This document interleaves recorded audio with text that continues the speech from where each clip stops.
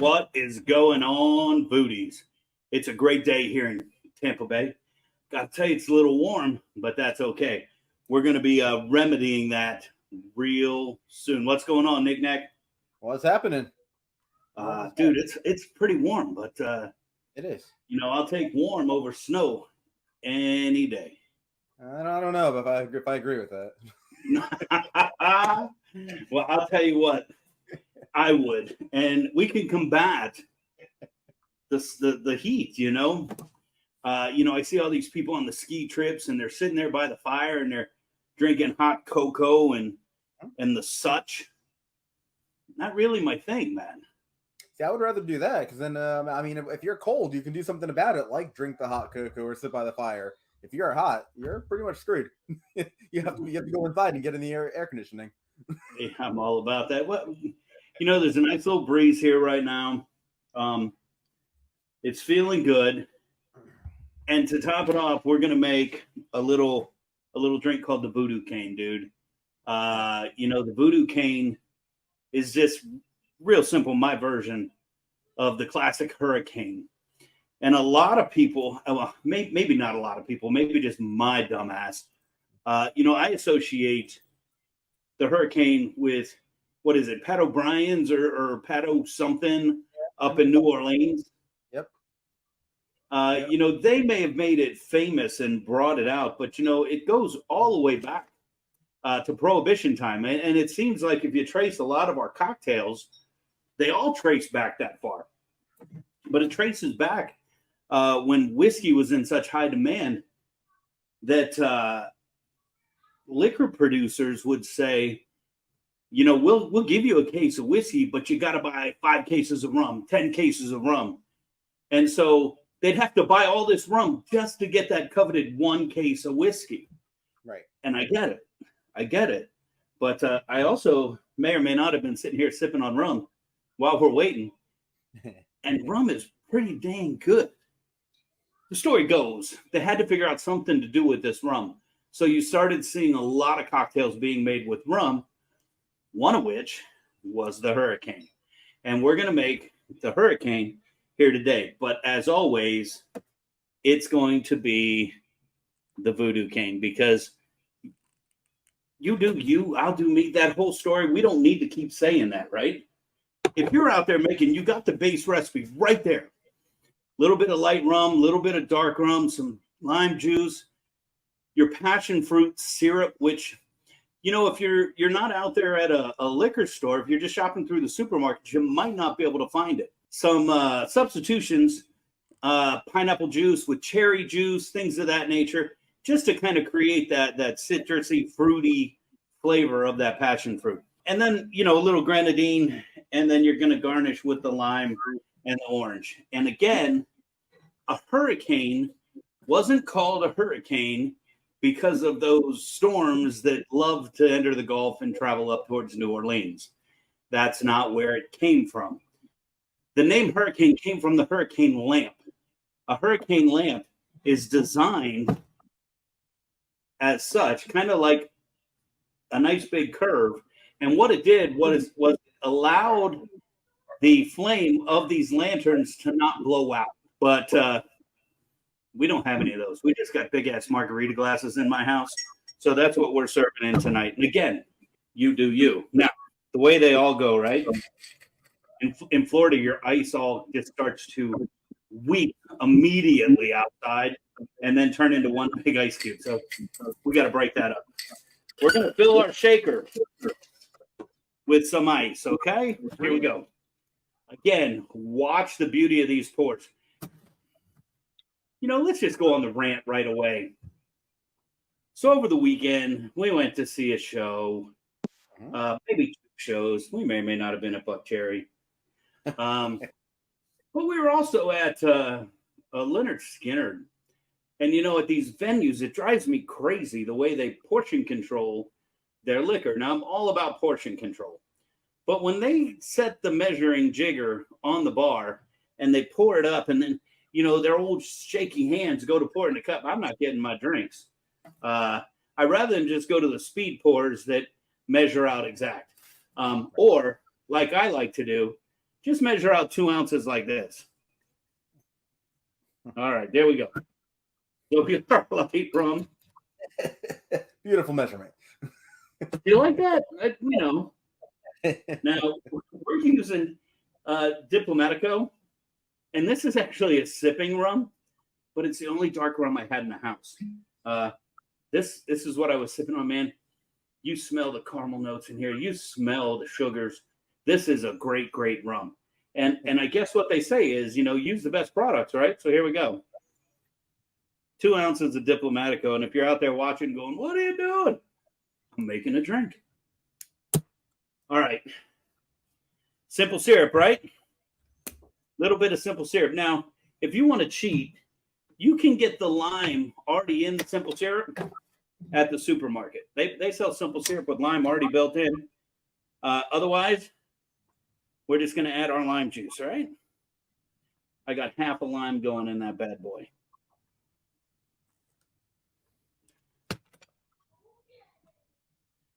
Grenadine. Just a splash of grenadine. I didn't have passion fruit in my bar, so I decided to call an audible. So we're going to leave it out for right now, and we're going to shake this up. Now remember, when you're shaking these things up, you want to make sure that top glass is in, and you want to shake until you feel the frost build up on the outside of your shaker. That's letting you know that we've agitated this enough, and we're getting it super duper cold. Plus, we're breaking down that ice, putting a little water in this, thinning it out, and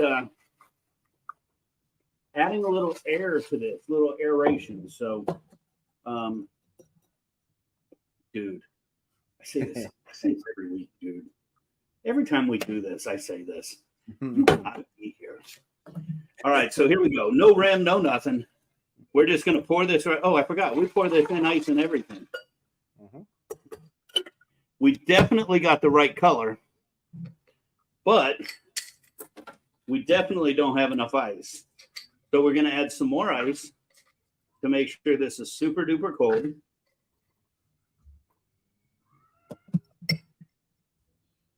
And if you remember, I talked about substituting for that passion fruit. We're going to add a little Pacific Punch from Monster Energy to bring some of that flavor, but also give it a little bit of bubbles, little bit of bubbles. Here come our cherries.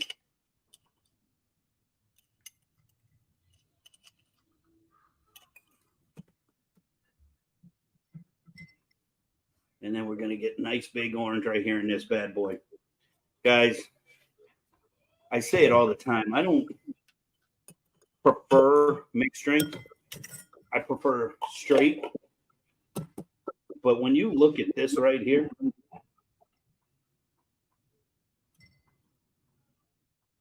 that drink right there looks amazing. Let's hit this other camera too. That cocktail is going to be fire. And I'm going to tell you how fire it's going to be right now because it's really hot.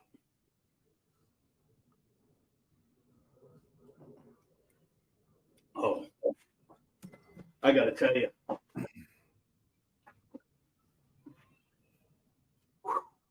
I need a straw. That does not look bad at all.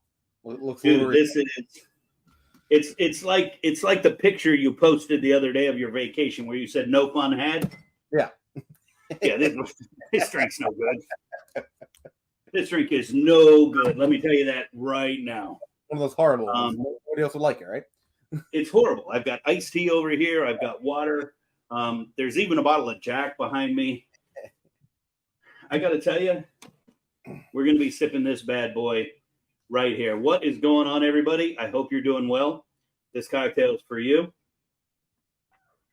All right, so tonight we're going to be making a sandwich that kind of made a huge impact on me back in the day. If you're out there on Facebook, VooDoo Chef 13, all social media, Insta, wherever, you may have seen the post where I talked about the Game Changer grouper sandwich. So the story goes, And I say the story because it's not a story. It's real. This happened. I kind of wanted to work. I enjoyed working. I had done a short stint at a local restaurant called the Mullet Inn where I bussed tables. And it was super cool. You know, everybody treated you as an equal. You know, you weren't judged based on anything. You were judged based on whether or not you could perform or not perform. And even though it's your first day, they taught you how to perform. They brought you in and they said, here's how you do it. Here's how you do it right. And they coached you all throughout the process. And then at the end of the night, they paid you. And I was like, holy cow, this is amazing. The feeling of being included, the feeling of being part of a group, first and foremost, and then being able to be rewarded with it through a paycheck, that's really, really super cool. And with all that said, that job lasted all of 2 weeks. My buddy across the street was having a pool party. I called in sick and got fired because it was a Friday night, and I really didn't understand the hospitality industry at the time. But those 2 weeks definitely made an impact. A year later, IFA asked me if I'd work the summer for them. So, you know, just to have that same feeling of being included, again, amazing. I go to work for IFA, I wash dishes, and I'm part of a team. I washed dishes all summer. I learned how to clean a cooler. I learned how to put away stock. God, it was amazing. Not really. But it was in every sort of the way. Flash forward to I'm 16 years old. And my brother calls me, another brother, and he's like, hey, all the bussers at the restaurant walked out. I need you to come down here right now and help me out. The only thing I heard was, come help me out. So I drove down to a little restaurant called Whiskey Joe's out there on Courtney Campbell Causeway. Not that big monstrosity you know now that's a tourist trap. I went down to the original hole in the wall, and I was told, real simple, bus every table. When it's dirty, you clean it, you put new silverware and glassware on it, you're good to go. Whatever you do, don't talk to the cook. And everybody seemed to have an issue with this cook. At some point of the night, I hear, hey, fat boy. And I'm petrified. I'm a 16-year-old mama's boy just helping out my brother. And I hear somebody yelling, hey, fat boy. And I look around, and this cook is sticking his head out looking at me going. So I walk over to the cook. Now, you got to imagine this cook. He's in probably a 15 by 15 space that is 3-walled, but really 3.5, because the other wall is a service window. And above that service window is heat lamps. So he is just trapped in a hot box. He's got all the cooking equipment. And on top of that, he's got a 5-foot open charcoal burning grill. And they're firing mesquite wood. And I got to tell you, that smell is something that is never going to leave my brain. It was absolutely mesmerizing. Needless to say, I say, hey, what can I get you? What's up? Hey, fat boy, you're going to take this picture. You're going to go to that bar. You're going to talk to Gino, and you're going to tell him Bill wants some Coca-Cola. Easy enough. I went and got Bill a pitcher of Coca-Cola, and from that moment on, him and I were buddies. At the end of the night, he called me back. Hey, fat boy, you hungry? Now, in hindsight, I'm sitting here thinking, you're calling me fat boy, and you're asking me if I'm hungry. Come on, dude. But I nervously said, sure. And he slid me a to-go box. I took that to-go box home. I didn't even open it. I was, petrified. Took the to-go box home, and I sit at the table, and my brother's there. He's like, where'd you get that? And I'm like, Bill gave it to me. He's Bill the cook? I'm like, Bill the cook. He talked to you? I said, yeah, he gave me a sandwich. And he goes, what is it? I go, I don't know, let's look. So I open it up, and there it was, a blackened grouper sandwich with American cheese and tartar sauce. And now you're probably sitting there thinking nothing special. But to the 16-year-old who was included and then rewarded and acknowledged, and I'm sitting there with this grouper sandwich, and now my brother's telling me, I want some of that. I got to tell you, we cut that sandwich in half, and it was the best damn sandwich I ever had. I don't know if it was because it was the end of a shift and, that's just how it is, right? You're relaxing, you're finally unwinding, and you're getting some grub from no matter where it's from. Or if it was just that damn good, that mesquite flavor on that blackened grouper, the American cheese, which I call American nostalgia. Maybe it is nostalgia, but to this day, that sandwich reigns true as one of my longstanding memories in the food service industry.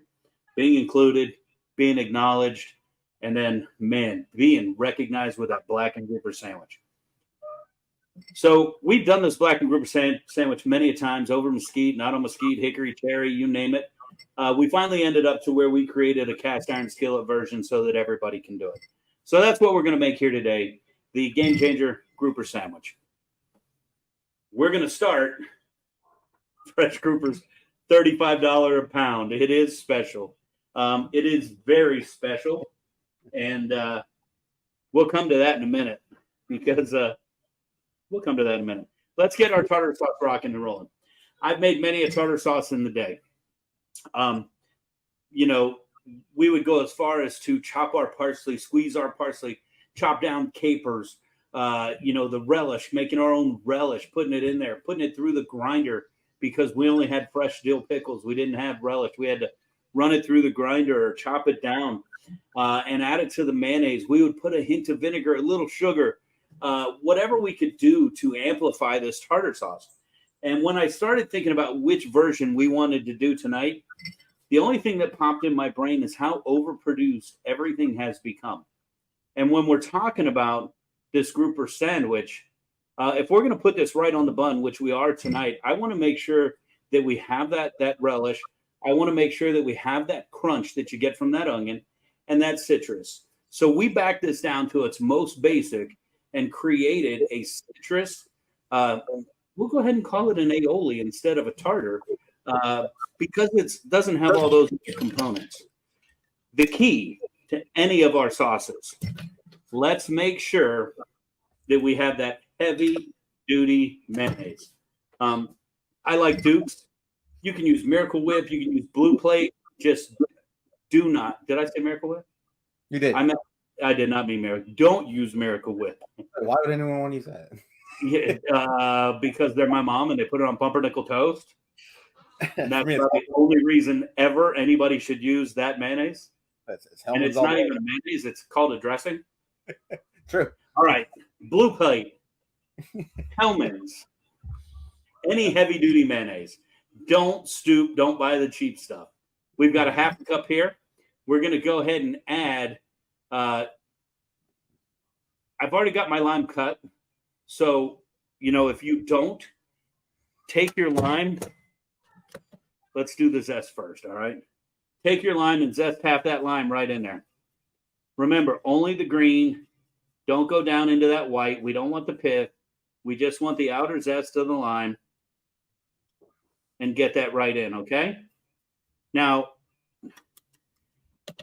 if I didn't have a lime already cut in half, I would cut this in half and utilize the other half of this. I would squeeze the zested half into this and save the other half for later. You can see my zested half, but I already have half a lime cut. So I'm not going to waste it. I'm going to leave that intact, and I'm going to use my other half of lime to add. Let's hit that other camera real quick. You can see that zest sitting in the mayonnaise. I'm going to add the lime. There we go. I'm going to add the lime right on top of that, okay? The lime, half a lime juice. Now, for those of you out there that actually made Fat Boy Quickles and chopped them down, power to you. It is okay to use the store-boughts. If you want a more dill flavor in here, go ahead and do that.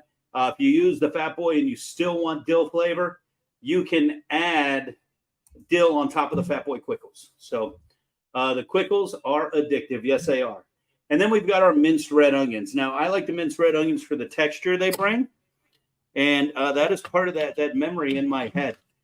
Every piece of this just brought a different component to the game.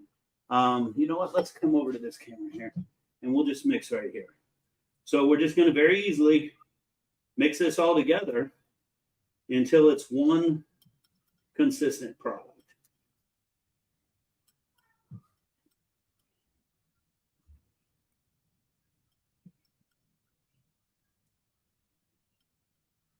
And that's it, man.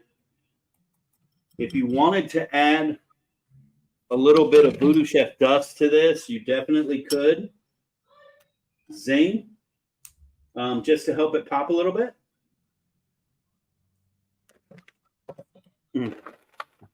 Man, those pickles pop right through. You get that hint of Fat Boy, going back to that vinegar that I used to add back in the day. And of course, that lime just brightens everything up. So that is just a winner. It is a real simple citrus tartar, citrus aioli, and it is going to be spot on as we get to that grouper sandwich. All right, we'll let. Oh, look at Jen! What a great sauce, Jen. I've got a great sauce in my hand too.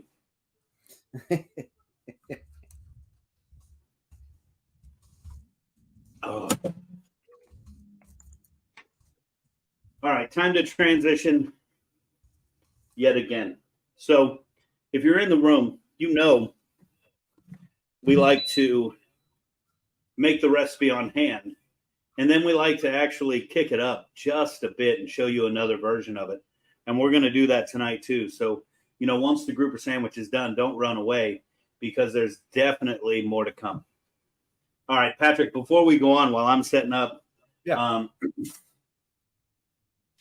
want to let everybody know we're going to be live this Friday night. I don't know if you're still coming to play. I am. Thank you for that reminder today. What's that? So thank you for that reminder today. I was going to text you tomorrow to see if that was happening. So we are scheduled to be on the radio live this Friday night at the Johnny B Show. Mm-hmm. And if you're out there watching, you can listen live in Tampa on 102.5 The Bone. If you're catching this sometime between now and Friday on a replay, you can still listen. If you're not in our area, you can stream live at theboneonline.com. And not only can you hear us, you'll get to see our ugly mugs. And it's going to be a good night. So I'll let the cat out of the bag. This week, we're talking about chicken wings. And Patrick, you don't even know this yet. We are going to be making a spicy margarita chicken wing. So I'm going to create a spicy margarita glaze that we're going to coat our wings in and serve that up with a little BRE. It is going to be fire. Not only are we serving chicken wings, our buddy Cole McBride from Fat Rabbit is going to be down. He's going to be serving chicken wings as well. And not a competition, just a little tasting. That's what we do. Come in, share knowledge, share skill. And it gets even better, Nick Knack. What's that? Part 2, key lime pies. Chef Tim Keelick is coming down, and he's going to make his key lime pie, as am I. And if you want to make a key lime pie, dude, make a key lime pie. Let's just go get all sugared up on the last Friday night of our vacation and party like some rock stars down at Johnny B, eating some key lime pie and eating chicken wings. It's going to be amazing. Nice. I can't wait. Check in, tune us in. I'm sure we'll talk recipes. We won't have written recipes to share, but we'll definitely be talking recipes and sharing lots of love, and of course talking about VooDoo Bash, which I better see each and every one of you at. All right, time to stop flapping the gums. Let's get the equipment out. Time to get everything in place. And of course, the longer we talk, the longer our tartar sets and those flavors just combine. And that's kind of what we want. You know, we would have definitely wanted to do this a day or two in advance. And just let those flavors just kind of meld together. All right, so here we go. We got our cast iron skillet. You definitely need that cast iron skillet. You definitely need a dredge pan. And then you need some place to set, as my buddy Bill would say, your grufa. So, VooDoo Chef blackening seasoning.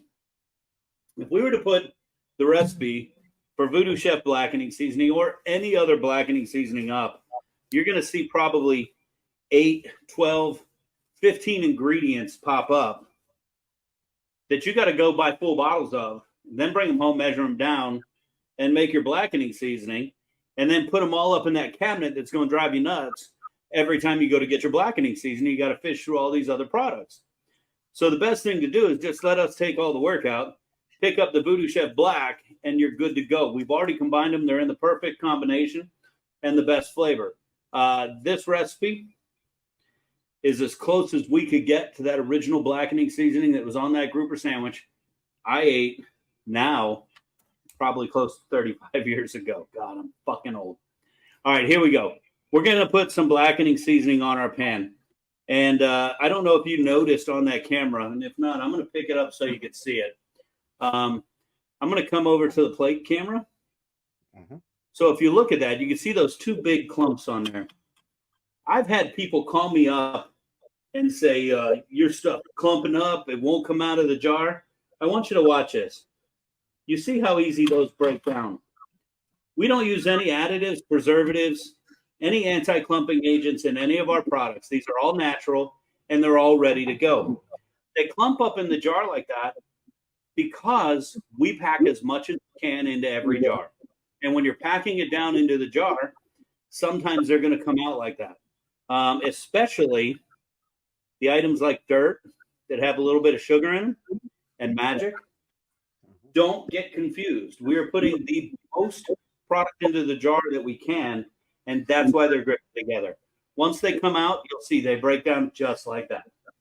All right, here we go. You're exactly right. Grouper, very, very expensive.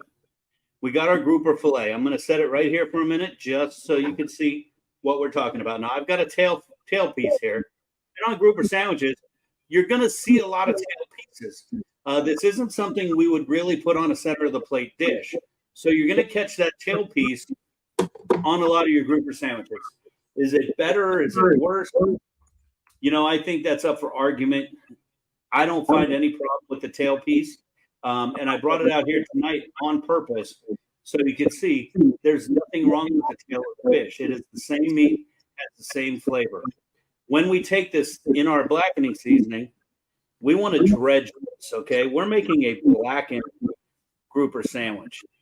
We want to coat this just like we coat our brisket or anything else that we're barbecuing. If you remember, this was originally on that mesquite charcoal grill. So if you look at my blackened grouper here, that thing is fully coated. We're going to let that set for just a minute. Doesn't have to set too long.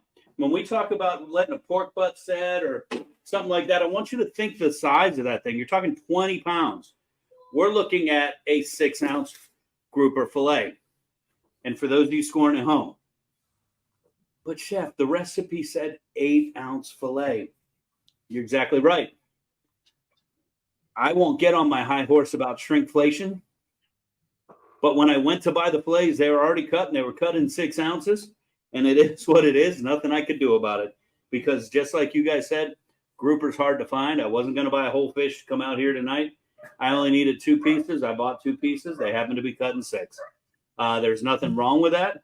6 ounces perfectly fine for a grouper sandwich. If we were talking about center of the plate, I'm going to tell you the truth. I'd only give you 4 ounces. We live in America. Bigger's better. That's why you see those big pieces of fish and those big oversells. Don't buy into that. Even if it's on my recipe. All right, here we go. We're going to fire up this cast iron skillet. Maybe. All right, we're going to leave our glove on for just a minute. First thing we're going to do is we're going to get out our garlic butter. Now, we've got our brioche roll, and, you know, you can use whatever you like. Brioche is the big thing right now. You know, it's been that way for a few years. Everybody is all about the brioche. Mm-hmm. I got to tell you, I find it real soft. It's got a high butter content, and that's why it's so soft. And sometimes it doesn't stand up to that product we're putting on there. I'm so looking forward to a ham sandwich on this tomorrow. But as far as a burger, not really going to hit that brioche. I prefer potato bun. And I got to tell you, our buddies over at Eurobake are currently working on a sourdough bun. That's in addition to the VooDoo bun that you hopefully will be seeing real soon. All right, so here we go. We're just going to butter these down, garlic butter, and get these on here.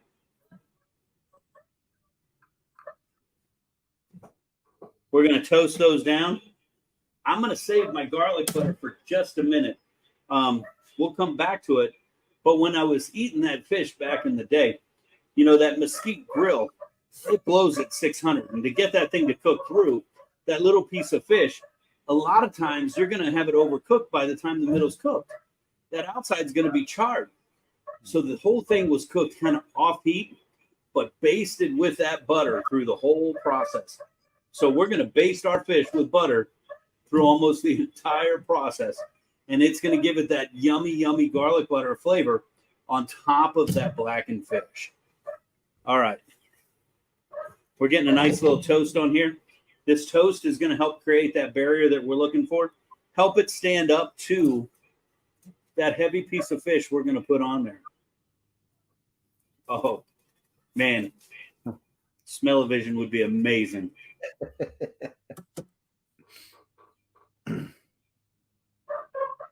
All right, here we go. Nice toast on that bun.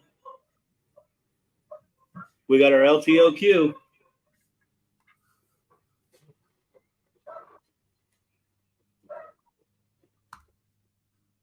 Now, if you know me, you're probably looking at the tomato going, dude, those aren't Romas. You're right. I love Romas, and I'd be dropping 3 Romas on there. But you know what? You got to do what the supermarket has. I don't know why. I haven't been watching the news. I haven't been following trends. 0 Romas in the store. You know anything about that, Nick? I don't know about the Romas. I did notice that, but I mean, it is tomato season. So my best guess would have to be just the crops themselves and the climate or temperatures that we've had and probably affecting the growth of the tomatoes. That'd be my assumption. I went there just for the house and not even Romas, and I had a hard time finding some good looking tomatoes. There was half an aisle of tomatoes, no Romas. All right, guys, here we go. We're going right to the grouper. It's time to rock and roll. We're going to go over medium-high heat. We're going to put just a touch of oil on our cast iron skillet, okay? We don't want to swim. If you know anything about induction, you got to keep that connection happening or it disconnects. We're going to come to this camera here. When we look at a grouper, you've got the inside and then you've got the skin side. That's every fish. Not really. All right. Grouper, you're going to have the inside meat, then you're going to have the skin side. We want to serve that inside up. So what we want to do is make sure we cook the service side down first.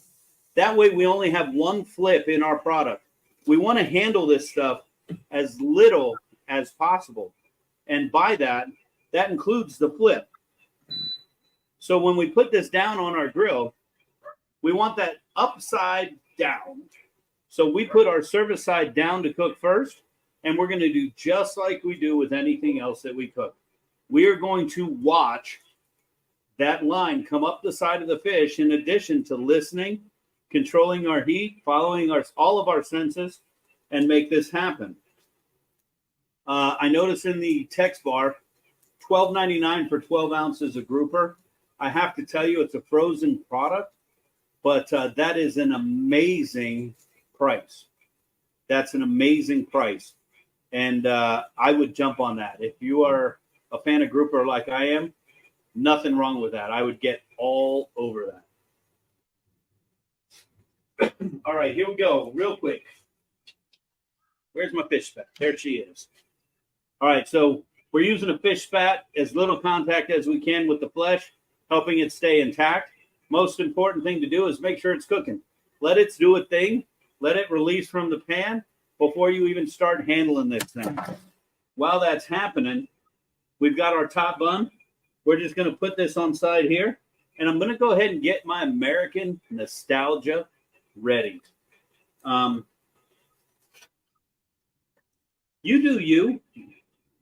I'm using traditional, regular American craft singles. This is what I grew up on. This is the nostalgia. I mean, it's American nostalgia. It's what makes it say home to me. And we're going to get a little bit of this garlic butter on here, like I said we were.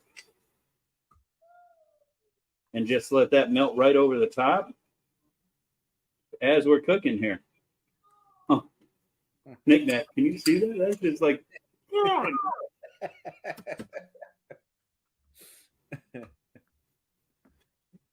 Let's get this right here. Let's get this right here. Come on.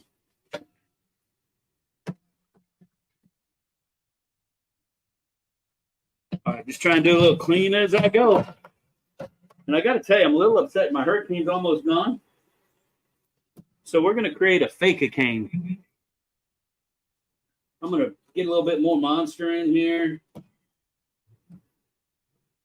Get a little bit more Diplomatico.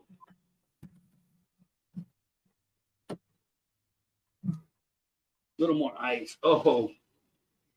So I will warn you, if you're making this and you have this on high, when that fish hits that skillet, that black is going to come right back up at you. Make sure you're prepared for that. It will lock you in your steps, and you will just like not be a happy man. Not be a happy man. Knick-knack, are you watching on Facebook at the same time? I was looking at some comments. That's why I was going back and forth. That's all. So is one of those you? Yes. Heard. All right, here we go. Now I'm watching some of these proteins pop out of the side of the fish. Cooking a little fast. We're going to go ahead and get a flip. And I'm going to reduce my heat now. You can see this nice hard coat I've got on the outside of this grouper. When you look at that, that is almost a perfect blackening. We're using the tail piece. You can see it busting open. As I brush this with butter and get this a little base, it's going to bring that shine back and just soak right into that fish, adding even more flavor to that crusty, crusty black.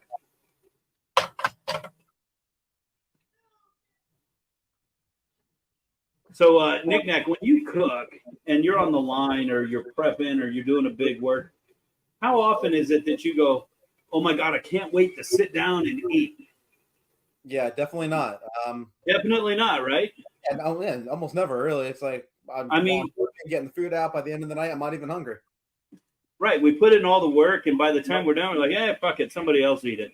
All right, yeah. So it's really funny. I line people up every week to eat this stuff because as amazing as it smells and looks, and I know it tastes, it's just like, okay. Yeah. But I hope you guys at home are definitely eating this up. Somebody once asked me why I don't taste the food. I think, when you look at those people on TV and they're doing, oh, now let's taste it. That's all phony. That's all phony. Watch them. They tuck it in the side of their mouth.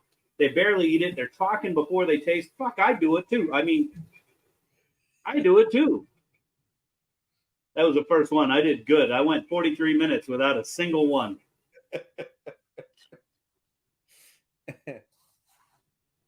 All right, so as this is cooking, again, you got to watch that cook. We're going to go ahead and just lay this American nostalgia right on there. And I'm going to totally take my heat to the lowest I can and just let this set. I'm going to go ahead and slide this over a little bit because I'm going to, as we do this, I'm going to double down on you. I'm going to start our next fish because I told you we're doing a twofer. We're showing you the sandwich, but we're also going to kick it up. I'm going to add just a little bit more oil. And it's a judgment thing, guys. You got to watch, you got to look, you got to learn. And it's something you need to do. I'm not there with you. You got to make that call. Check it out. I got a little bit different cut of fish. This one is a little more skinny. I'm sorry, less in area, in perimeter, maybe. My word's right. I don't know. And a little bit thicker. We're going to take this and we're going to dredge this up the same way. I saw you there, Patrick. We're going to dredge this up the exact same way. And we're going to get this right here on the side of the skillet so we can get a head start on that cooking. As that's happening, look at the beauty of that American nostalgia just wrapping around that grouper. I got to tell you, that thing's ready to serve up.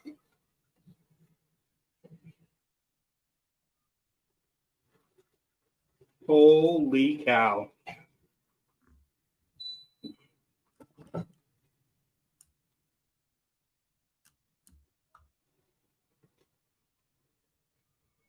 I got to tell you,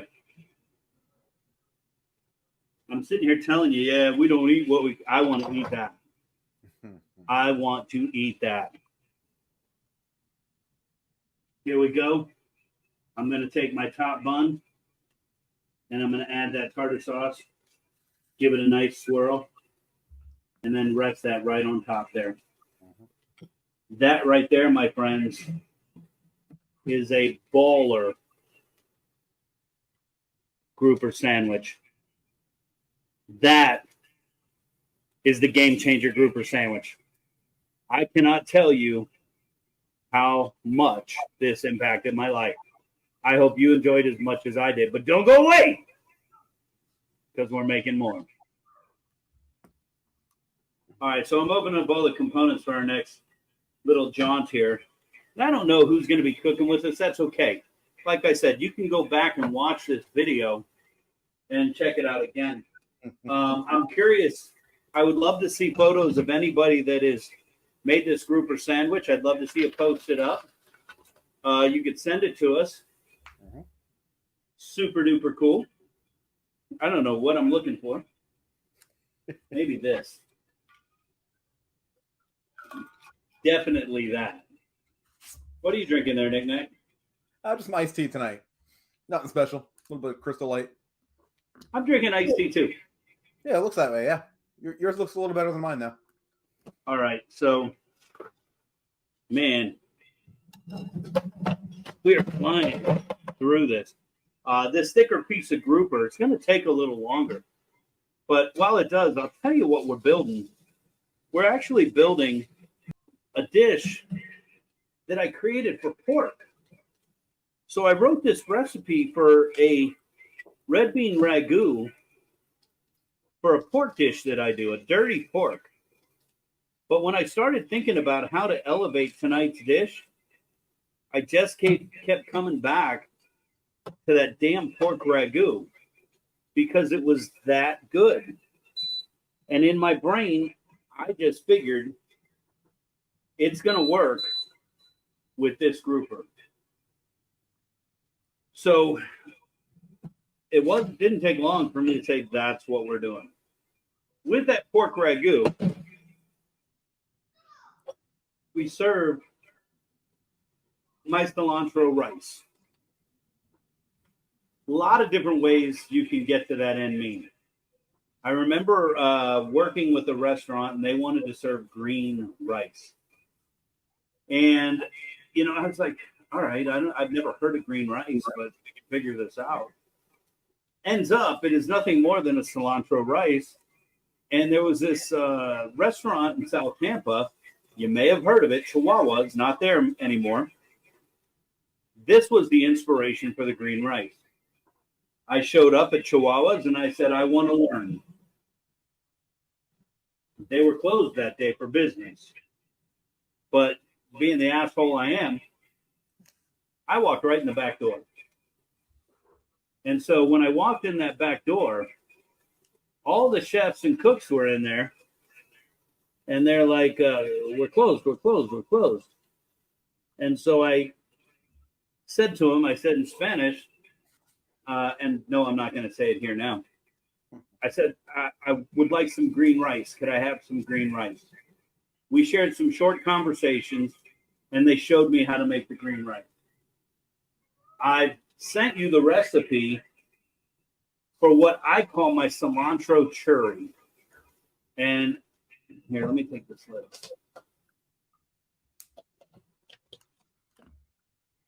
Cilantro churri, pretty simple. You got some garlic, you got some red pepper flake, you got some cilantro, you got some oil, lots of lime.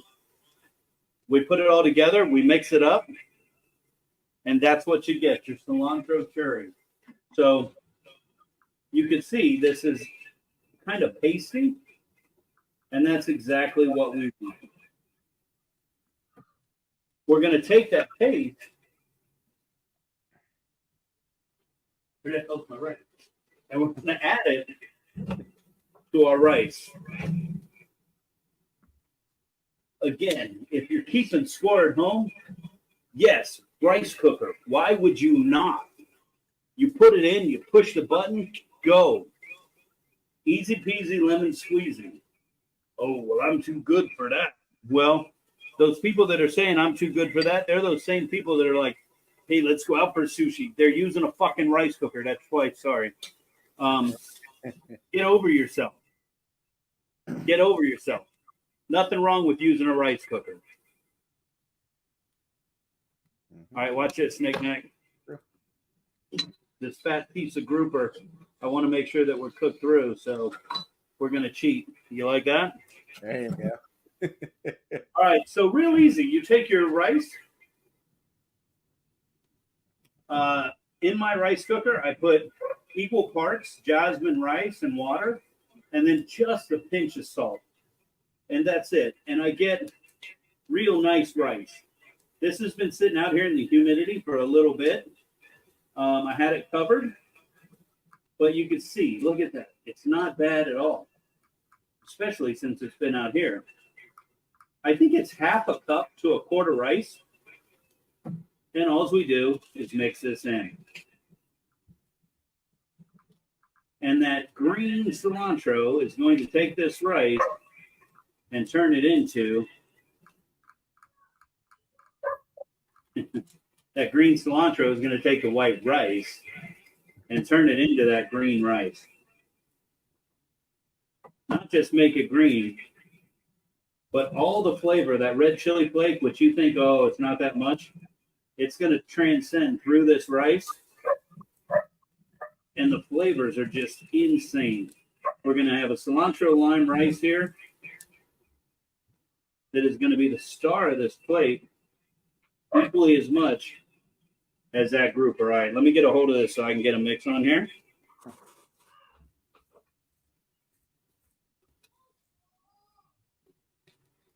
We're just going to cut this in.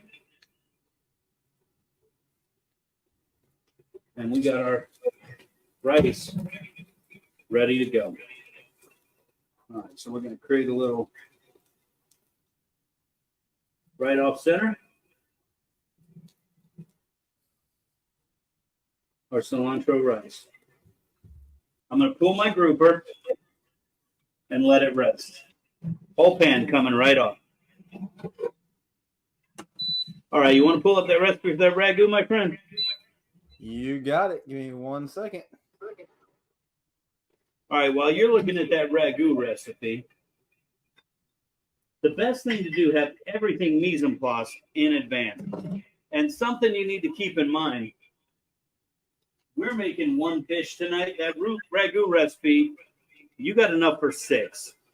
Don't call me up and yell at me. Don't call me up and yell at me. You guys can all read. You can all do math. Figure it out. I just had the tail of the grouper, which I cooked separately because it's thinner. It was delicious. All right, here we go, buddy. We got our oil heat. We're going to add our bacon to the pan. All right, we're going to break this down. Now, if you know me, I don't have patience. I'm not here looking to render the fat and then pull the bacon out and add other ingredients in. I'm looking to render this fat into the oil that I've already added to create that flavor, all while browning up that bacon. All right, here we go. Look at that. Browning up quick, browning up fast. And super, super yummy. All right. We're going to add our peppers and onions.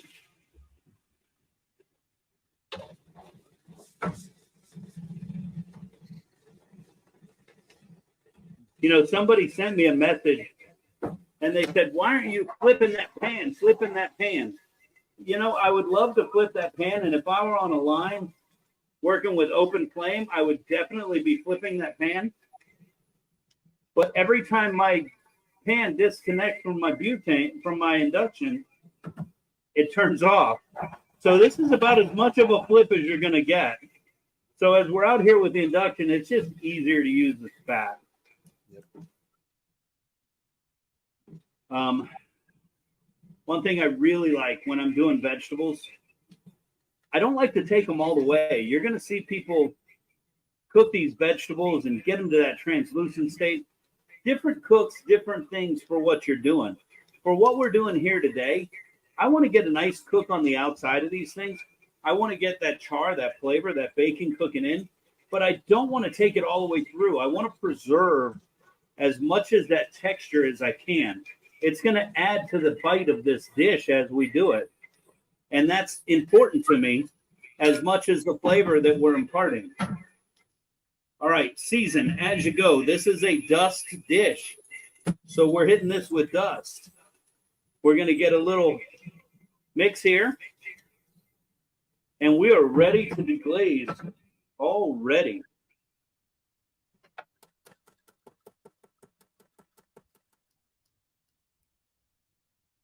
Adding my tomato paste before we deglaze. Going to get a brown on that.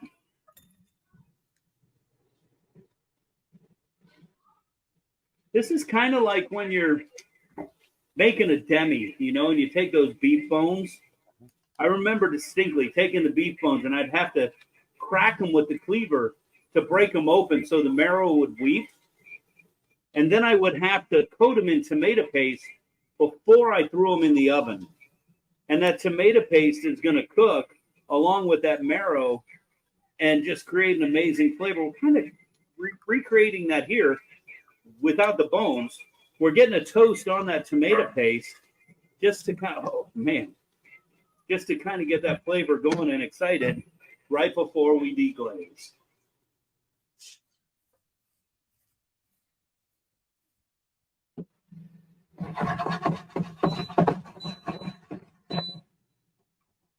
Now, your recipe calls for Woodford. I'm all out of Woodford. We're using Jack Black, which, you know, in my house, a sin because that's what we drink. And by we, I mean me. Notice the bottom of my pan. The deglazing breaks up all that cook at the bottom of the pan and incorporates it back into the sauce. All right, now once we get that deglazed, it's time to add our beans.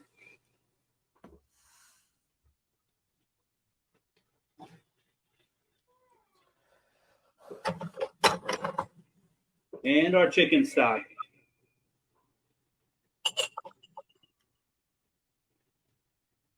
And we're just going to let this cook for a minute.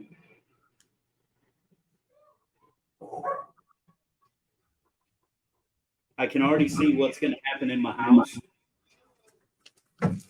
I'm going to take this in the house. The kiddos are going to go for the plate. My wife's going to go for the red beans. I know it.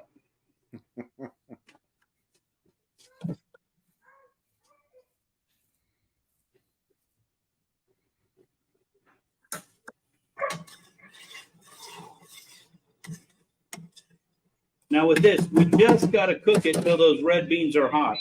So feel free, go ahead and throw that bad boy on high. Let those beans get hot all the way through.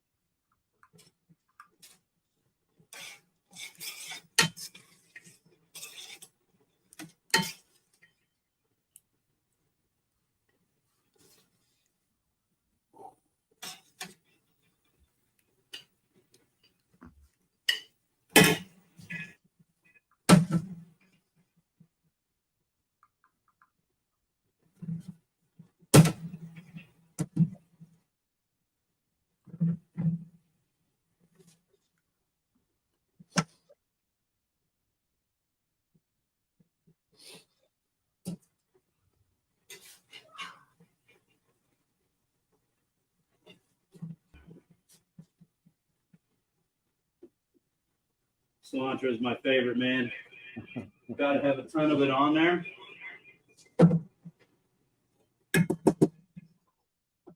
And then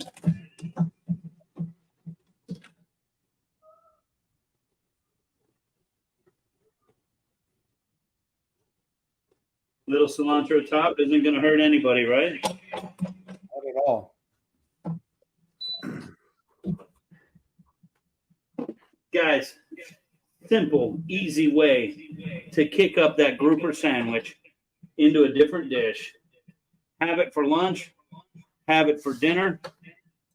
The only thing I'm missing on this plate, Patrick, you know what it is? A little lime, I would say, a little wedge. Gotta have my lime, dude. It's almost as important as my cilantro. There we go. Guys, I hope you enjoyed tonight. I hope you enjoyed the different dishes we're cooking. I hope you enjoy the different plates. Little blackened grouper, cilantro curry, green rice, and red bean ragu. Guys, hey, I got nothing but love. I appreciate you guys coming hanging out, whether it's live or if it's in the VooDoo's Facebook group. We love having you out. We love you here with us. Until next time, when God knows what we're going to cook, but I know it's going to be something good. Knick-knack, man. Much love, brother. Absolutely. Absolutely. It was another good night. I miss seeing you, man. We'll see you in a couple days. Can't wait. I'm excited. Push those buttons, man. Take us home. Have a good one. See you guys.